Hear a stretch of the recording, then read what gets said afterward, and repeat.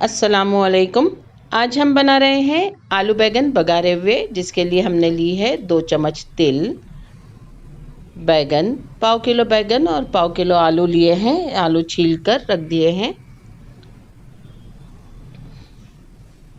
2 चम्मच मूंगफली के बीज लिए हैं। 2 ही चम्मच खोपरे का पाउडर लिया है।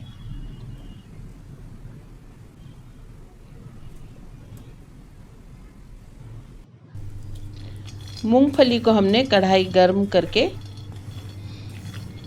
भून लिया है, हल्का हल्का सा, और ख्याल रहे कि जलने ना पाए वरना इसका जायका कड़वा हो जाएगा। अब 2 चम्मच तेल में हमने कोकोनट पाउडर और तिल दोनों मिलाकर अच्छे से भून लेना है, और इसे भी ख्याल रहे कि कड़वा होने नहीं देना है, बहुत ज़्यादा नहीं भून लेना है।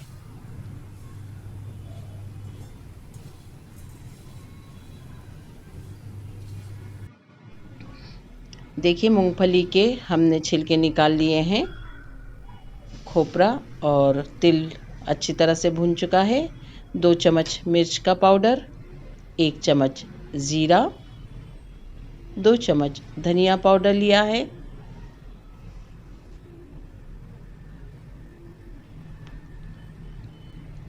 साथ ही हमने ली है जिंजर गार्लिक पेस्ट, इमली और थोड़ी सी हल्दी। अब हमने करना ये है कि मूंगफली और तिल खोपरा ड्राई पीस लिए पहले, फिर इसमें हमने पानी डाला और उसे दोबारा अच्छी तरह से पीस लिया ताकि हमें एक फाइन सा पेस्ट मिल सके।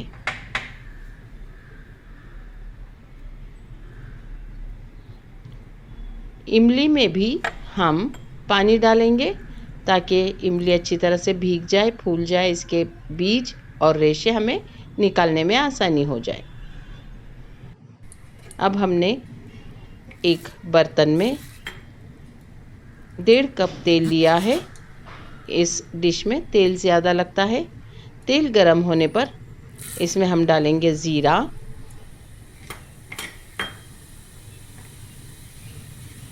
और हल्दी।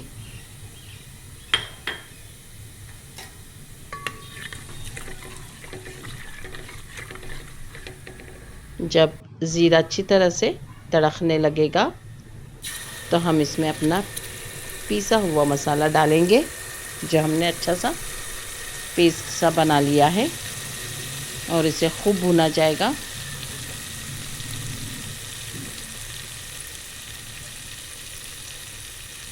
साथ ही इसमें हम डाल रहे हैं नमक,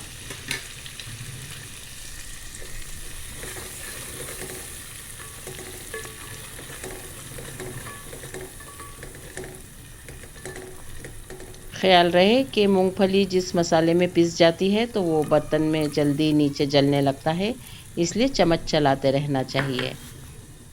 अब हमने अदरक लहसुन का पेस्ट भी डाल लिया है।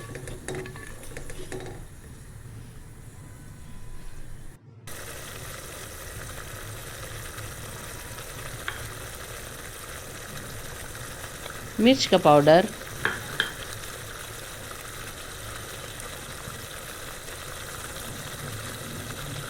ज़ीरा पाउडर डालकर अच्छी तरह से भूनेंगे। मिर्च का पाउडर 2 तरह का है, एक रेगुलर और एक कश्मीरी मिर्च, ताकि सालन अच्छा सुर्ख सा नज़र आए।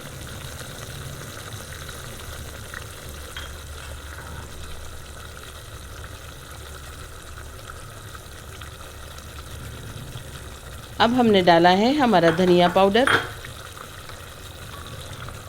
और फिर इसे दोबारा अच्छी तरह से भूनेंगे। मसालों के कच्चेपन की खुशबू ख़त्म हो जाना चाहिए।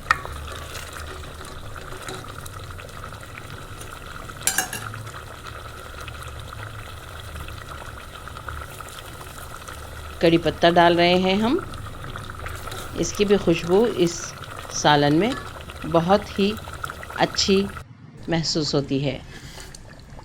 देखिए मसाला काफ़ी अच्छी तरह से भुन चुका है। बैगन हमने धोकर काट लिए हैं।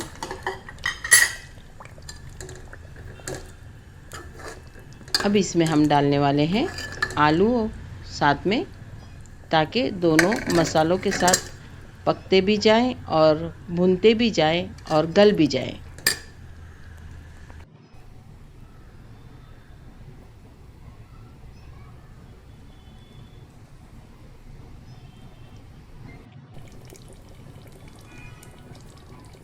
ग्रेवी हमारी पक रही है। बैगन और आलू गलने तक। इस स्टेज पर आप अपना नमक और मिर्च टेस्ट कर सकते हैं। जब आपको लगे कि अच्छी तरह से गलने लगे हैं तब इमली डालिए, पहले ना डालें वरना ये आलू और बैगन नहीं गलेंगे। इमली का पल्प हमने छान कर डाल दिया है और उसके बाद भी अच्छी तरह से पका लिया है। हमारी डिश तैयार है।